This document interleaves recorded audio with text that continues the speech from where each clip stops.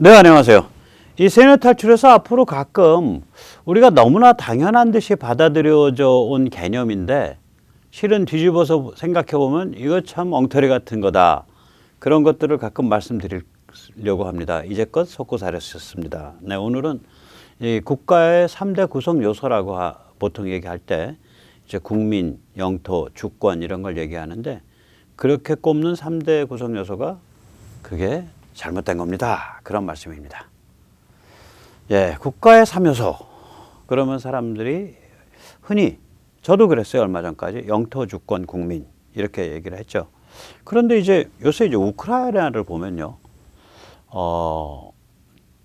territorial sovereignty, 그러니까 영토적 주권, 영토에 관한 주권 혹은 영토 주권 그런 얘기를 많이 써요.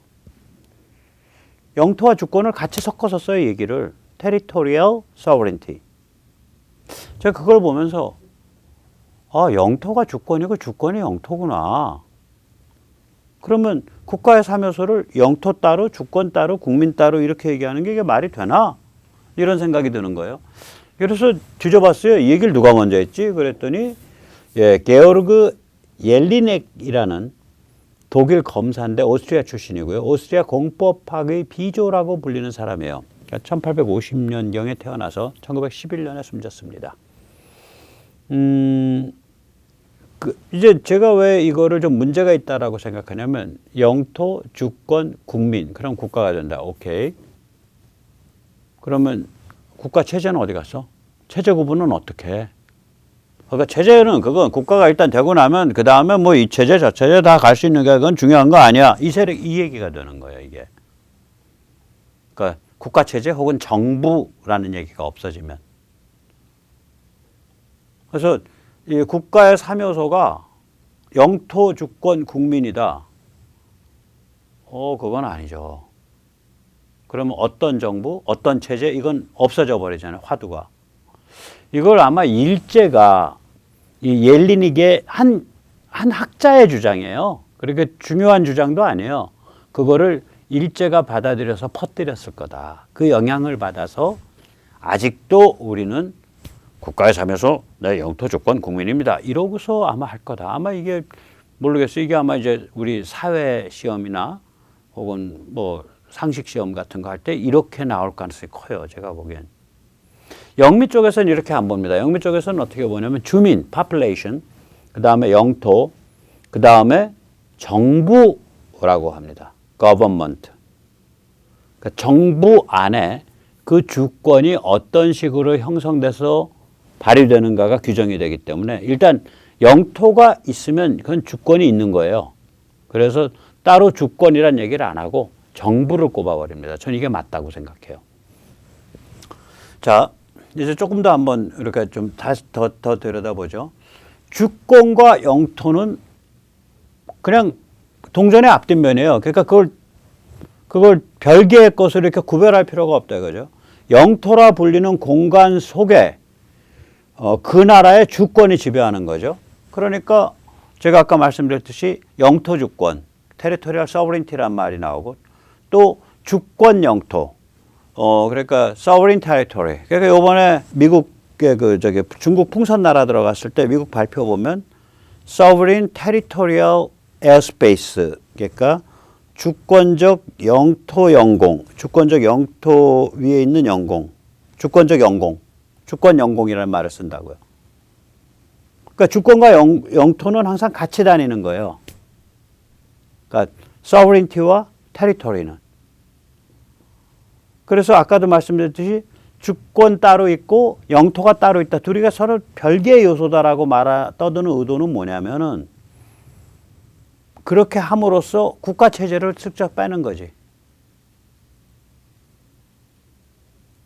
그러면 영토 주권하고 영토 주권 그 다음에 국민 혹은 주민 혹은 population 이래버리면 그 다음에 우리가 당연하게 야 정치 체제는 어떻게 돼? 정부는 어떤 거야? 이렇게 되니까 그거를 사상시키려는 게 이 의도다. 뿐만 아니라 국가 체제가 뭐든 간에 땅과 사람이 절대적 배타성을 가진다. 절대적 배타성을 가지는 그런 상태가 있다. 그게 더 중요한 거다. 국가 체제가 중요한 게 아니라 땅과 사람이 절대적 배타성을 가지는 그 땅 안에서 그런 주권이라는 게 존재하는 거다. 그런 식으로 그걸 절대화시켜 버리는 거죠. 국가 체제는 그러니까 뭐든 간에. 즉 국가 체제에 대해서 눈 감아 닥치고 무국강병 이렇게 되는 거예요. 그래서 이게 이제 독일계나 혹은 이게 이제 일본과 같은 나라에서 이 개념이 일반화됐다고 봐요. 아, 신토 모신다고 뭐라 그러지 마. 야, 국가 체제에선 아닥, 샷다마우스. 우리가 이 영토에 우리가 이렇게 외국에 대해서 주권을 가지고 있는 거야. 그거면 최고야. 닥치고 무국강병. 이렇게 나갈 수 있는 거 아니에요. 저 개념을 저렇게 정리해버리면 내부적으로 우리가 어떤 정치체제를 가져야지, 어떤 정부를 가져야지 이게 숨어버리는 거예요. 생각해 보세요. 자, 국가를 할 때 우리가 국민, 영토주권, 국가체제 이거가 국가의 성격을 나타낸다. 국가를 규정한다. 그러면 북한 딱 들으면 야 거기 김일성 영생교인데 그걸 국가체제라고 할 수 있냐? 그거 사교잖아. 그 국가라고 쓰고 사교라고 읽어야지. 이렇게 되는 거죠. 중국을 딱 들여놓으면 거기 주민 있지. 그 영토 있지. 근데 국가체제 뭐야? 중국 특색 사회주의나 그거. 그러니까 영토주권과 국민과 국가체제 이렇게 하면 국가체제가 위로 퍽 떠요. 바로 주목하게 된다고. 그게 맞는 거 아니에요? 저는 그게 맞다고 보는 거예요. 국가체제 별거 없어. 그건 이렇게 가도 되고 저렇게 가도 돼. 중요한 건 다른 나라에 대해서 아무튼 뭔가 우리 거야. 너희 들어오지 마라고 딱 이렇게 겨눌 수 있는 그 주권체제가 있다는 게 그게 중요한 거야. 이게 이제 지금까지 떠들어온 얘기고 저는 그게 중요한 게 아니다 이제는. 주권은 영토야. 주권 영토 그건 같은 거야. 그거 안에 배타적 그걸 갖고 있는 거 맞아. 그건 주권 영토로 하나로 묶어버리는 거고 그다음에 국민두고 그 대신에 국가체제나 정부를 넣어야 돼. 저는 그렇게 보는 거고요. 네, 여기서 잠시 세뇌 탈출 자유구독료 부탁 말씀 올립니다. 아시피 세뇌 탈출은 광고가 잘 붙지 않습니다. 붙더라도 늦게 붙는 경향이 있습니다. 도와주시면 보다 좋은 컨텐츠로 찾아뵙는데 커다란 힘이 되겠습니다. 감사합니다. 주권이라는 얘기가 나왔으니까 잠시 이제 사법주권에 대해서 생각해 보죠. 중국 공산당의 사법주권과 자유민주주의의 사법주권은 완전히 다릅니다. 사법주권은 이제 영어로는 judicial sovereignty라고 써요. 중국 공산당의 사법주권은 뭐냐면 중국 안에 어떤 법률을 만들든 밖에서 뭐라 그러지 마. 중국 땅 안에서는 중국법이 절대적이야. 이 소리예요. 다시 말하자면 중국 땅 안에서는 거기다 대고 인권, 뭐 국제규범, 국제관습, 컨벤션 이때는 조약 이런 것들이 되지 마. 중국 땅 안에서는 중국법이 최고야. 아, 이게 이제 김하늘 판사가 2013년인가 이제 우리가 이제 FTA를 다시 뒤집기를 하려고 시도를 했죠. 그게 이제 발효가 닥쳤을 때, 그러니까 양쪽에 다 비준 다 끝났을 때 거예요. 그때가 이미 비준 끝나고 언제부터 발효한다는데 발효 직전에 또 뒤집기 시도하면서 이때 주장한 게 사법주권을 주장했어요. 대한민국 땅 안에서는 대한민국 법이 최고이기 때문에 법 만들어서 조지면 된다. 이미 양쪽 의회가 다 비준했는데. 그러니까 국제관습이라든지 국제규범 이런 걸 다 무시하는 거죠. 그래서 야, 이 사람이 말하는 사법주권이 중국 공산당식 사법주권인데 왜 이런 우리나라의 법조계에서의 법 철학의 기본을 안 가르치나 보다. 사법고시 볼 때 이거 큰일 났네. 그 생각을 했어요. 이게 이제 뭐 어디서 드러나냐면 김명수 대법원의 2018년 징용 판결도 딱 이 케이스거든요. 아, 그건 뭐 국제적으로 따진다든지 국제중재재판소에서 따진다든지 뭐 협정에 가진 의미를 따진다든지 그건 중요하지 않아. 한국인이 경험한 일제시대의 경험에 바탕을 해서 한국 영토 안에서 한국이 법을 정해서 한국이 법률적으로 판단하면 되는 거야. 이런 관점이거든요, 이게. 그래서 우리 법조계가 큰일 나 있습니다. 특히 판사님들 쪽이. 이 사법주권에 대해서 좀 그릇된 관념이 너무 깊게 오염되어 있는 것 같아요. 자유민주주의 사법주권은 전혀 저런 게 아니에요. 영토 개념이 아니에요. 자유민주주의 사법주권은 뭐냐면 판사 개인의 정신적 독립성, 판단의 독립성을 뜻해요. 즉 법률과 자연법 사상에 따라 판사가 독립적으로 판단할 그러한 권한, 그걸 사법주권이라고 불러요. 그러니까 판사가 하나의 주권적 판단 주체다 이거예요. 좀 많이 다르죠, 컨셉이. 영토 개념이 아니에요. 자유민주주의 사법주권은. 좀 우리 법 쪽에도 좀 이런 걸 많이 좀 고민해 줬으면 좋겠습니다. 자, 그래서 이제 좀 정리를 하면 국가의 진정한 3요소, 그러면 영토주권 하나로 해서 territorial sovereignty. 요새 이 말 많이 써요. 심지어는 시진핑도 써. 그 푸틴 만났을 때 또 시진핑이 내놓은 그 우크라이나 사태에 대한 12가지 뭐 해법 중에 하나가 그러니까 그게 이제 혓바닥 둘로 나눈 거예요. 뱀 혓바닥이라 그러죠. 성경 말씀에도 있죠. 그러니까 forked tongue. 그게 뭐냐면 이쪽으로는 요 소리하고 이쪽으로는 요 소리하고 그걸 뜻해요. forked tongue.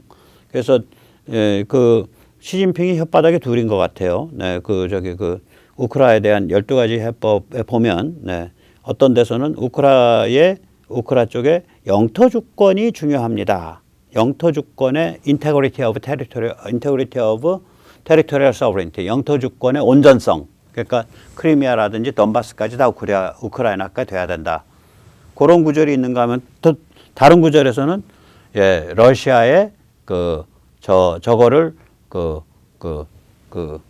안보 위협에 대해서 우리가 충분히 이해를 하고 공감을 해줘야 된다. 또 그런 얘기가 있어요. 러시아가 무슨 안보 위협을 느껴. 나토나 요새 나토 국가들 혹은 미국이 요새 미국 침략당하지 않았는데 침략한 경우 있나? 없잖아요. 그러니까 이거 말이 안 되는 소리죠. 그것도 우크라가 EU에 가서 붙던 나토에 가서 붙던 건 주권국가로서의 우크라의 선택사항이지. 그걸 가지고 러시아가 뭐 왈가왈부래. 좀 이상한 거죠. 네, 그래서 국가 진정한 3요소 영토주권 저걸 하나로 묶어야 되고요. 그 다음에 주민이라 그래도 되고 국민이라 그래도 되고 그 다음에 정치체제 이렇게 되겠죠. 그래서 영토를 둘러싸고 어느 한 국가의 역사를 보면 영토를 둘러싸고 전쟁을 겪은 경험이 있기 십상이죠. 영토 분쟁 있기 십상이에요. 그 다음에 정치 체제를 둘러싸고 내전 혹은 전쟁을 겪은 경험이 있기 십상이죠. 우리는 정치 체제와 영토 둘 다죠. 실효적 영토를 기준으로 하면 북한이 침공했으니까 모택동이 뒤에서 작전 짜고 스탈린은 그거 방치하고. 그래서 국가라든지 영토주권이라든지 국민이라든지 정치체제 이런 단어에서는 피냄새가 나는 거예요. 국가에서는 피냄새가 나요. 국가랑 관계된 용어들에서는 국민에서도 그게 피냄새가 나는 거예요.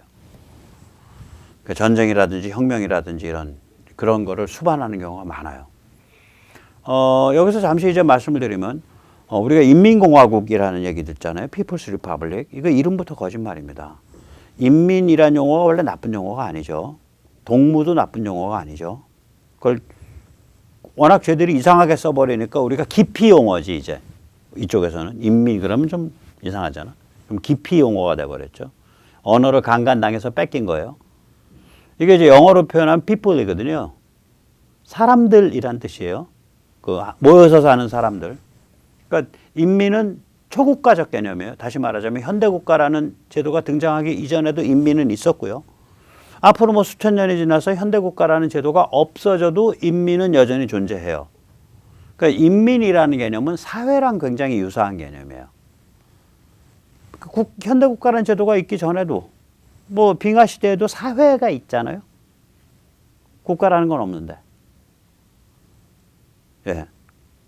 그래서 인민이라든지 사회라든지 이런 것들은 국가를 초월한 개념이에요. 저거는.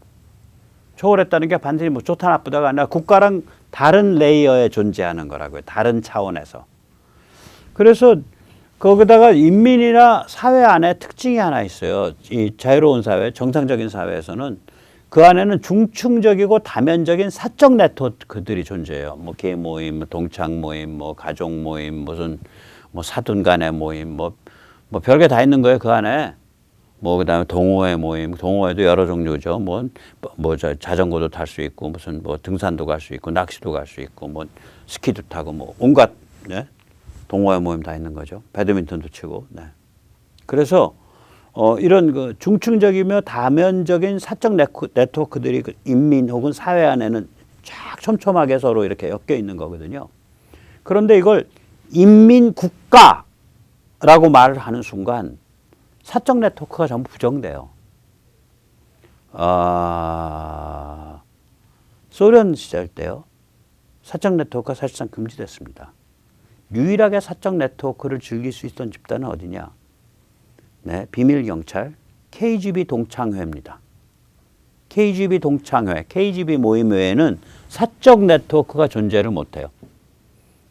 우리로 치면 우리 국정원 퇴직자들 모임 있죠. 양지회. 양지회 외에는 뭐 예를 들어서 뭐 성우회 이런 거 없는 거예요. 별들이 모이는 거. 뭐 영광급 모임 이런 거 없는 거예요. 그런 사적 네트워크 존재 처벌받아요. 단속받아요. 왜 그러냐? 인민에 의한 인민을 위한 인민의 정부를 만드는 순간 그 국가가 인민이다라고 주장하는 순간 인민은 사라진다고. 공산체제는 사적 네트워크를 부정하기 위해 인민공화국이라는 슬로건을 내건 거예요. 그래서 국가 자체가 인민인데 별도의 사적 네트워크 가지지 마라 이거지. 국가가 인정하는 네트워크만 가지면 너희한테는 충분하다 이거예요. 당과 국가가 인정하는 네트워크만 가지면. 이런 컨셉이에요. 그러면 이제 아까 제가 읽어드렸던 by the people, for the people, of the people 그 링컨이 그 1963년 4년쯤이죠. 게티스버그에서 한 연설. 이제 전몰 장병들이죠. 게티스버그 격전지어 갖고 거기 이제 장병들을 모시고 그 근처에 그때 연설을 했을 때 우리는 여기가 인민에 의한 인민을 위한 인민의 정부를 만드는 그러한 과업을 지금 하고 있는 겁니다. 뭐 이런 소리를 하죠. 그러면 이거 너 지금 백모가 하는 말을 링컨 말과 충돌하는 거 아니냐? 아닙니다. 인민에 의한 인민을 위한 인민의 정부가 만들어지는 순간 그 순간 인민은 바로 시민이 되는 거예요. 그리고 인민은 여전히 남아요. 시민이라는 하나의 레이어가 더 생기고 인민은 여전히 남는 거예요. 정부에 참여할 때는 인민으로 참여하는 게 아니라 시민으로 참여하는 거예요. 인민은 본가예요. 본전이에요. 그거를 다 털어갖고 국가에 헌납해? 그래서 인민공화국이 돼? 그러면 인민으로서 가졌던 자연스러운 여러 층위에 걸친 여러 다면에 걸친 자연스러운 인간관계, 자연스러운 네트워크는 다 어디 가냐고. 그러니까 본가를 털어먹는 거지. 인간이 존재하는 가장 자연스러운 존재 방식 중에 하나인 인민이라든지 사회라는 본가를 털어먹는 거예요. 그래서 제일 흉악한 게 사회를 표방하는 인민공화국, 사회주의 인민공화국. 그게 제일 흉악한 거예요. 그러니까 사회주의란 단어 자체도 사기예요. 사회주의는 사회를 박멸하는 게 목표예요. 왜냐? 인간의 사적 소유를 제한하고 인간의 경제 활동을 제한하고 시장을 위축시키고 그래서 인간을 그러니까 공적 영역의 노예로 만들잖아요. 국가의 노예. 그래서 국가의 힘을 키워주고 국가의 힘이 커지면서 사회가 없어져 가는 거죠. 사회주의는 사회를 박멸시키는 게 목표예요. 인민공화국은 인민을 박멸시키는 게 목표고. 그래서 이름부터 굉장히 흉측한 거예요, 저게. 그러니까 사회주의 인민공화국 그러면 벌써 사회 박멸, 인민 박멸. 그러면 박멸, 인민이 곧 사회니까 박멸 2번 당하는 거예요. 살벌한 겁니다, 저거. 자, 그래서 우리가 잠시 이제 우리가 많이 쓰는 말 한번 생각해 보죠. 국민, 민족, 개인. 한번 멋있는 어떤 문장을 한번 만들어 보려고 제가 아주 그냥 고를 싸맸습니다. 그래서 만들어 봤습니다. 국민은 전쟁을 통해 형성되고 민족은 평화 속에 발전하고 개인은 실존적 고독으로 성숙한다. 그런 명제입니다. 아까도 말씀드렸듯이 국민이라는 건 결국 국가와 영토주권이라고요. 국가, 영토주권, 정치체제. 그거죠. 그러니까 국가란 뭐냐? 국민, 영토주권, 정치체제. 그리고 국민이라는 건 국가, 영토주권, 정치체제. 영토라는 건 뭐냐? 국가, 영토주권이라는 건 뭐냐? 국가, 정치체제, 국민. 이렇게 해서 서로 넷이 상대방을 규정해 주는 거거든, 저게. 따라서 국민이라고 하면 그 나머지 세 개념이랑 같이 가는 건데, 국가란 개념이랑 결국 같이 가는 건데, 국가는 아까도 보셨지만 저게 정치 체제의 문제, 영토 주권의 문제가 있기 때문에 전쟁이라든지 내전이라든지 혁명이라든지 이런 경험들이 거의 대부분 수반되는 거예요. 그런 의미에서 대한민국의 국민은 6.25를 통해서 형성됐다라고 얘기하는 거예요, 제가. 국민에선 피냄새가 나요. 전쟁을 통해서 형성된다고, 저게. 그리고 민족은 평화 속에 번영하죠. 왜냐하면 민족이라는 건 어떤 공간을 공유하고 역사적 경험을 공유하고 언어와 문화를 공유하는 하나의 그런 그 사람들의 집단이잖아요. 그냥 그 삶을 얘기하는 거거든. 그러니까 가장 반민족적인 집단은 평양이에요.